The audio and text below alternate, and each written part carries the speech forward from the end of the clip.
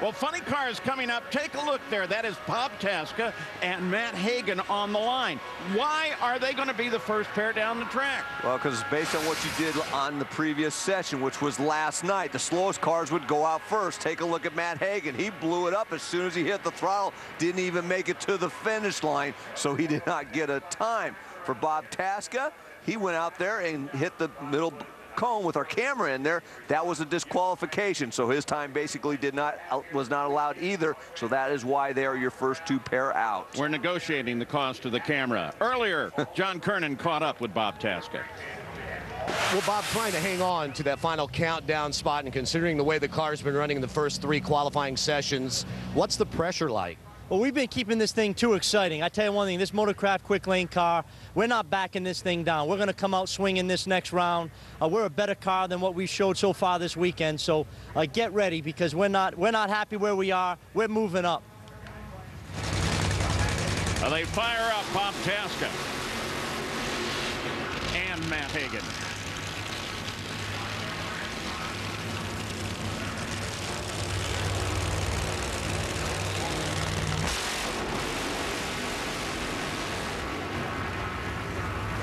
One more look at that run from Bob Tasca.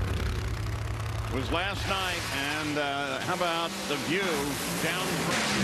Oh, look out! Yeah, the car drifted towards the center, and what happened, Bob in his interview last night said he was basically had the wheel cranked and didn't want to turn, but when you get that left wheel out of the good rubber, it wants to drive the car, and you're turning the wheel, and all it's doing is what they call in NASCAR, it's just pushing the front, sliding that front end over, and it's not turning. Because I know everybody's worried. The camera actually was okay and functional when it was all over. Let's look at funny car standings. Cruz Pedregon #1, then Tim Wilkerson, Melanie Troxel. Johnny Gray is rounding out the top 8. Remember, just the top 12 times carried over. You see Robert Height in the 9th spot. Jim Head, who's won here in both Top Fuel and Funny Cars, 10th. And then Jack Beckman, he's in that 12th and final transfer position with a 422. And as we look at those who are not in the field, Bob Tasca being the key guy right now.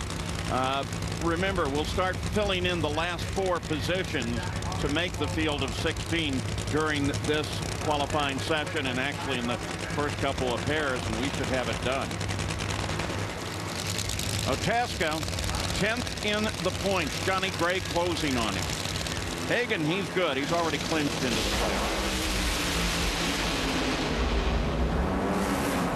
Nice view from overhead. Hagan, 407. 420 for Bob Tasca. So Hagan now goes #1, and Tasca's worries are over, at least for the time being. He is in 11th. Look at this pass. Matt Hagan, Tommy DeLago, that entire Mopar diehard team really had the tune-up on this race car. Right through that shake zone, no shake whatsoever. Bringing the power back on. The racetrack held it. We had that cloud cover that had to help. He goes 407.1, which ties Cruz Pedregon, but he went 309 miles per hour. Cruz went 307. That speed at the top end is the tiebreaker, and that's why Matt Hagan is your #1 qualifier for now. One more look at that run down the track with Hagan goes #1. He is the current track record holder here. Well, now let's talk a little bit about weather, because on Friday here, it was the hottest day ever in September in Indianapolis. 104 degrees in the city. 100 degrees yesterday. Look at the change. 78. That's why we're seeing a good track. Oh, absolutely. And that track temperature has been up as high as 134, and we're down to 98. Much more manageable, and that's why you saw Tommy DeLago say, hey, let's go for it and see what we can get out of it. And he made a nice pass.